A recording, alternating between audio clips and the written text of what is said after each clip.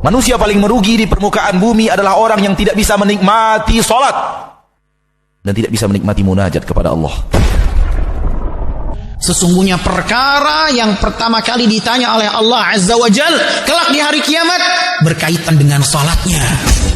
Awwalu ma yuhasabu alaihi al-'abdu yaumal qiyamati salatuh. Seorang hamba di akhirat yang pertama kali dihisab dari amalannya adalah salat. Apabila salatnya baik, baik seluruh amalannya. Namun apabila salatnya rusak, rusak seluruh amalannya. Bainar rajuli wal kufri wasyirki tarkus salah. Faman tarakaha faqad kafar. Pembatas antara seseorang dan kesyirikan serta kekufuran adalah salat. Barang siapa yang meninggalkannya jatuh dalam lembah kekufuran. Bagaimana seseorang mengaku muslim sementara bangunan Islamnya runtuh karena tiang penyanggahnya telah runtuh, yaitu salat.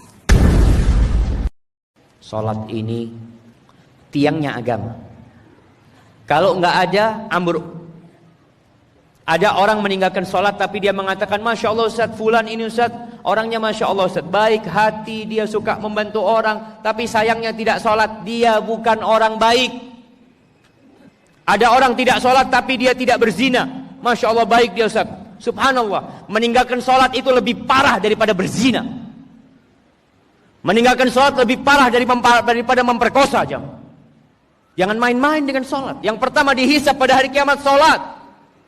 Kalau sholatnya baik, semuanya baik. Sholatnya buruk, habis semuanya. Maka jangan mensederhanakan sholat. Antum kerja dari jam 7 sampai jam 4 taat, patuh. Sama Allah nggak patuh. Padahal yang ngasih tangan antum Allah. Yang ngasih kaki antum Allah. Yang ngasih mata antum Allah. Yang memberikan segala fasilitas Allah. Antum lebih taat sama perusahaan daripada sama Allah. Pelajari yang sudah sholat. Apakah sholat dia sudah benar? Apa belum? Jangan sampai kita capek, lelah sholat. Akhirnya tidak diterima.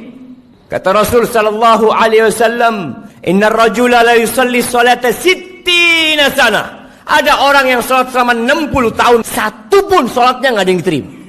Yutimmu ruku'ahu wa la yutimmu sujudahu. Yutimmu sujudahu wa la yutimmu ruku'ahu. Salatnya asal-asalan. Sujudnya sempurna, rukuknya enggak sempurna. Rukuknya sempurna, sujudnya enggak sempurna. Yang penting saya sholat. Lah. Di surat Al-Ma'un Allah katakan fawailul lil musallin. Celaka orang-orang yang sholat. Apalagi yang tidak sholat. Karena ada orang yang sholat tapi dia riya. Tapi dia tidak peduli dengan waktunya. Tidak peduli dengan rukun dan syaratnya. Di antara hal yang mempengaruhi ibadah sholat adalah tata cara sholat. Tatkala Nabi memotivasi kita sholat seperti Nabi, berarti kita berusaha sholat seperti yang Nabi lakukan.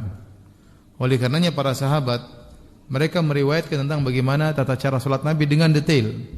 Dengan detail, tentang cara duduknya, cara tasyahudnya, bagaimana rukuknya, bagaimana sujudnya, bagaimana berdirinya, di mana tangan diletakkan, bagaimana tasyahudnya, kapan duduk iftirash, kapan duduk tawarruk. Ini dijelaskan oleh para sahabat dengan detail. Tidak lain kecuali karena perhatian mereka terhadap ibadah salat. Karena Nabi yang memotivasi mereka untuk bisa salat seperti tata cara salat Nabi sallallahu alaihi wasallam. Dan orang yang mempraktikkan salat dengan tata cara salat Nabi sallallahu alaihi wasallam biasanya lebih mudah untuk khusyuk. Biasanya lebih mudah untuk khusyuk dalam salatnya.